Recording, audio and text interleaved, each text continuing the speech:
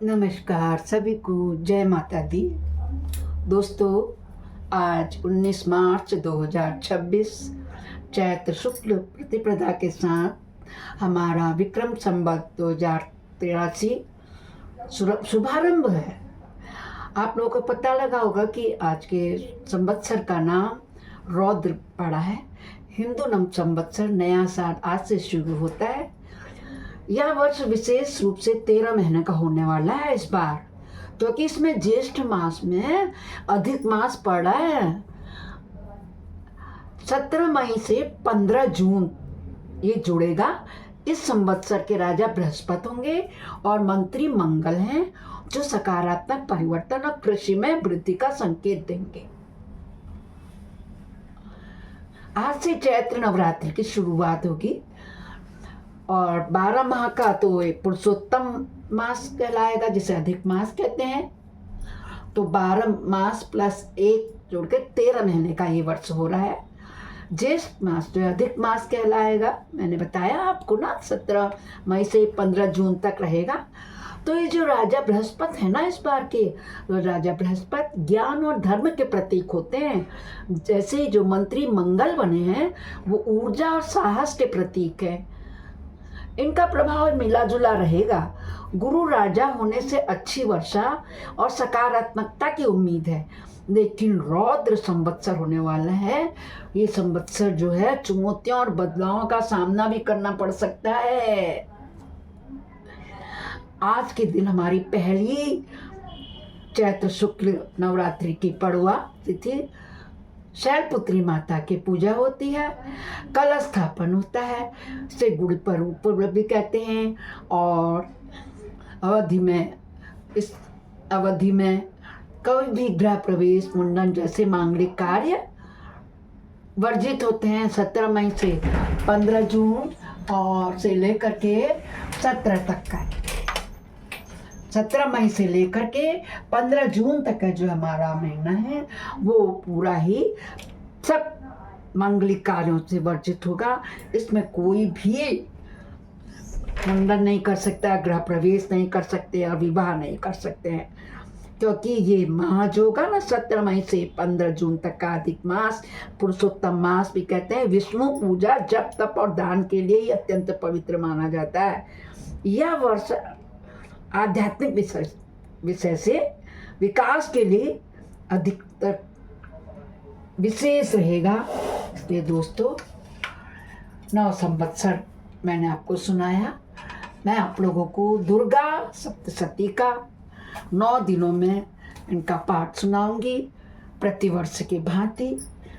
आइए श्री दुर्गा सप्तशती का प्रथम अध्याय का अध्ययन करें। प्रथम चरित्र ब्रह्मा ऋषि महाकाली देवता गायत्री छंद नंदा शक्ति रक्त दंतिका बीज अग्नि तथा तत्व और ऋग्वेद स्वरूप है। श्री महाकाली देवता के प्रसन्नता के लिए प्रथम चरित्र के जप में विनियोग किया जाता है।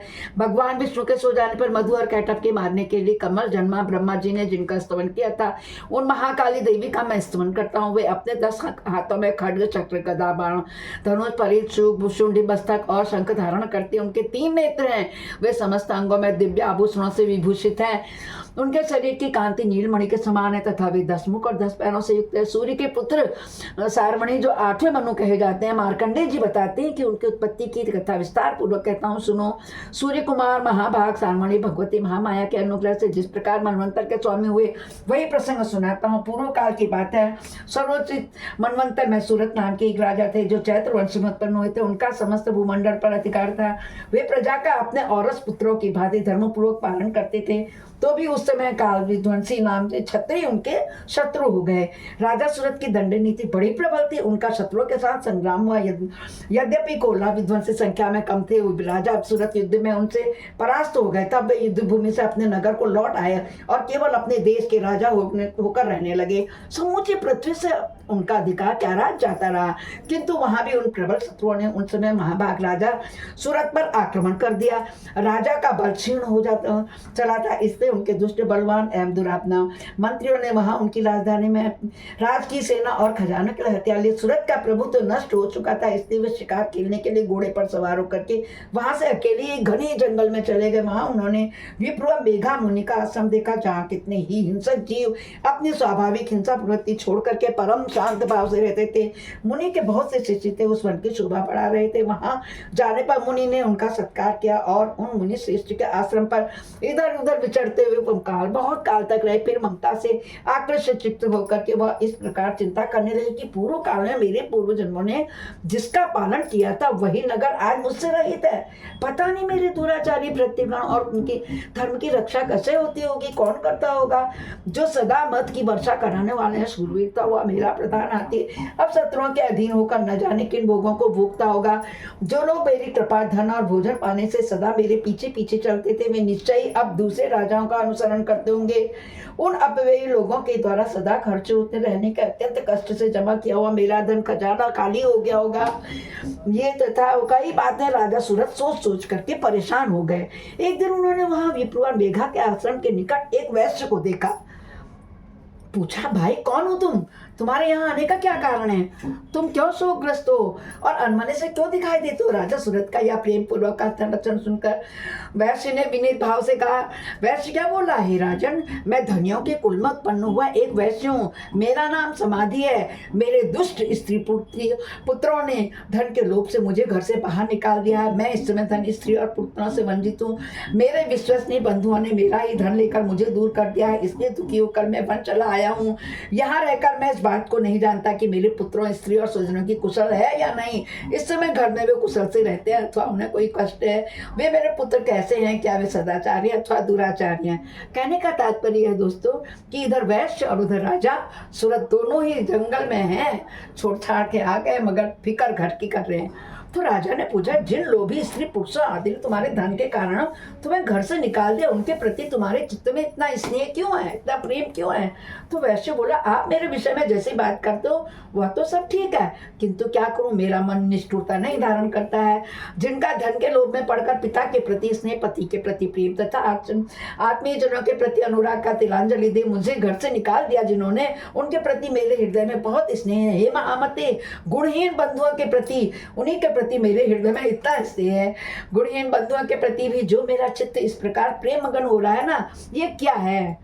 इस बात को मैं जानकर भी नहीं जान पाता हूँ। उनके लिए भी मैं लंबी लंबी सांसें ले रहा हूँ और मेरा हृदय अत्यंत दुखित हो रहा है। उन लोगों में प्रेम का सर्वथा अभाव है, तो भी उनके प्रति जो मेरा मन निश्चल नहीं हो पाता, इसके लिए मैं क्या करूँ? परेशान है दोनों।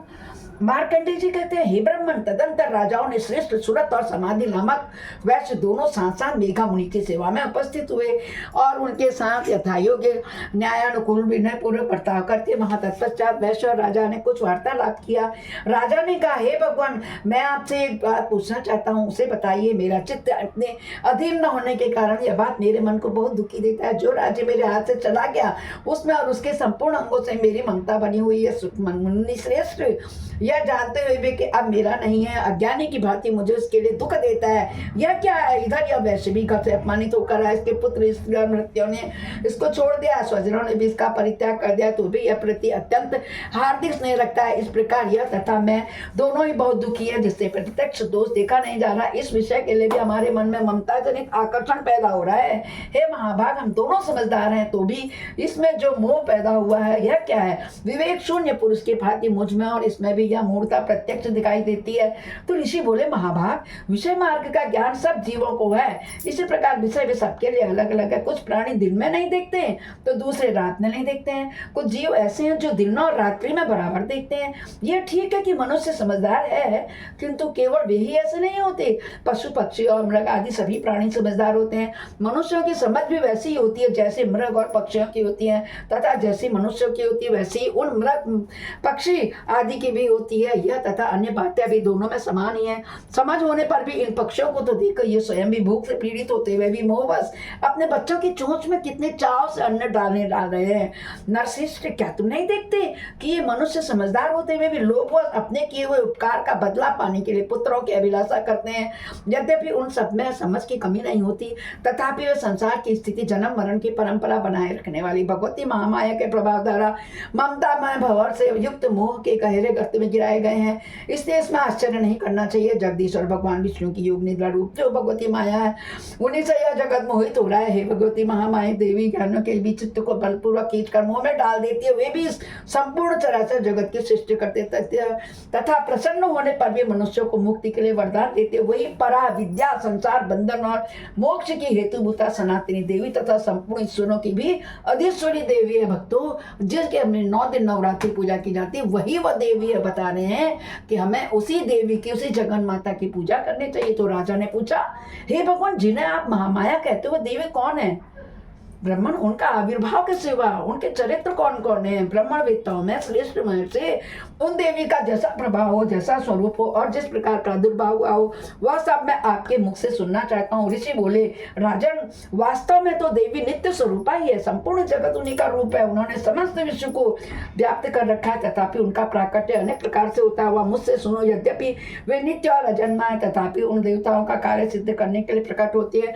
उस समय लोक में उत्पन्न हुई कहलाती है। कल्प के अंत में जब संपूर्ण जगत एकावर्ण में निमग्न हो रहा था, उस समय सबके प्रभु भगवान विष्णु शेषनाग के सैया बिछाकर योग निद्रा के आश्रय ले सो रहे थे। उस समय उनके कानों की मैल से 2 भयंकर असुर उत्पन्न हुए, जो मधु और कैटभ के नाम से विख्यात हुए। वो दोनों ब्रह्मा जी का वध करने को तैयार हो गए। भगवान विष्णु के नाभि कमल में विराजमान प्रजापति ब्रह्मा जी ने जब देखा कि एकाग्र चित्त होकर उन्होंने भगवान विष्णु को जगाने के लिए उनके नेत्रों में निवास करने वाली योग निद्रा का स्तमन प्रारंभ किया, जो इस विश्व की अधीश्वरी, जगत को धारण करने वाली, संसार का पालन और संहार करने वाली तेजस स्वरूप भगवान विष्णु की अनुपम शक्ति है। उन्हीं भगवती महादेवी की भगवान ब्रह्मा स्तुति करने लगे। ब्रह्मा जी क्या कहते हैं? त्वम स्वाहा, त्वम सदा, त्वम ही वषट्कार, स्वरात्मिका, सुधा त्वमक्षरी नित्य, त्रिधा मात्रात्मिका स्थिता।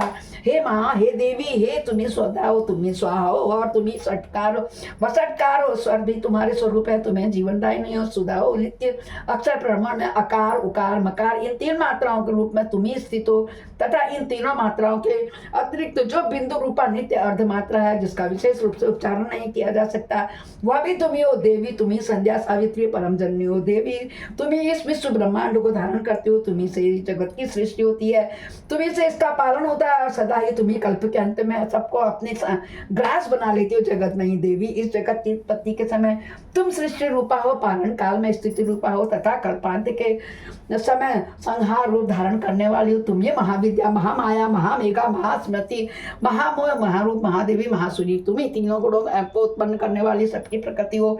भयंकर काल रात्रि, महारात्रि, मोह रात्रि भी तुम्ही हो। तुम्ही ईश्वरी तुम्ही हो, तुम्हें बहुत स्वरूपा हो। बुद्धि हो, लज्जा, पुष्टि, तुष्टि, शांति, क्षमा भी तुम्ही हो।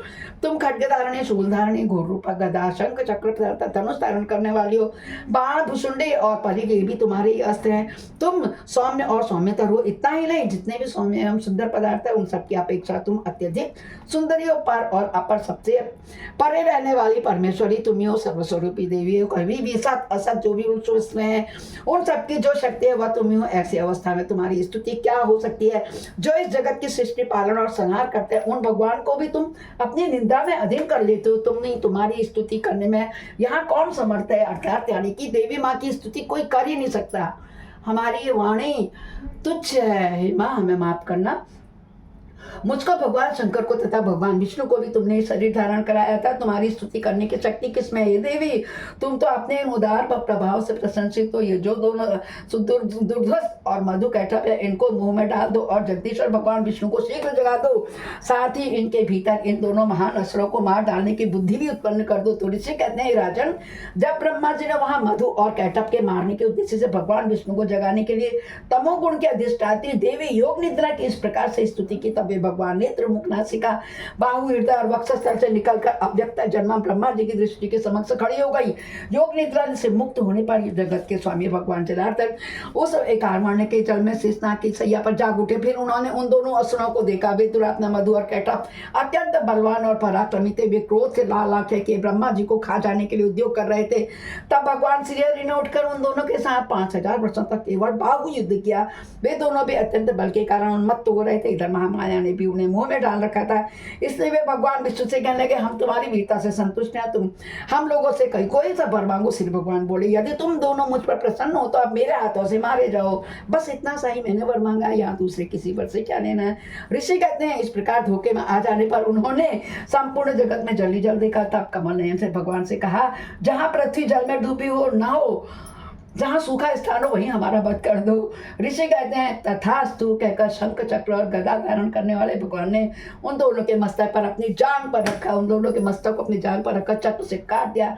इस प्रकार ये देवी महात्मा ब्रह्मा जी की स्तुति करने पर स्वयं प्रकट हुए। अब पुनः तुमसे उनके प्रभाव का वर्णन करता हूँ, सुनो। बोलो श्री मार्कंडेय पुराण सार्वजनिक मनवंतर की कथा के अंतर्गत देवी महात्मा मधु कैटभ नामक पहला अध्याय पूरा हुआ। बोलो दुर्गा माता की जय, शक्ति माता की जय, सरस्वती माता की जय होवे।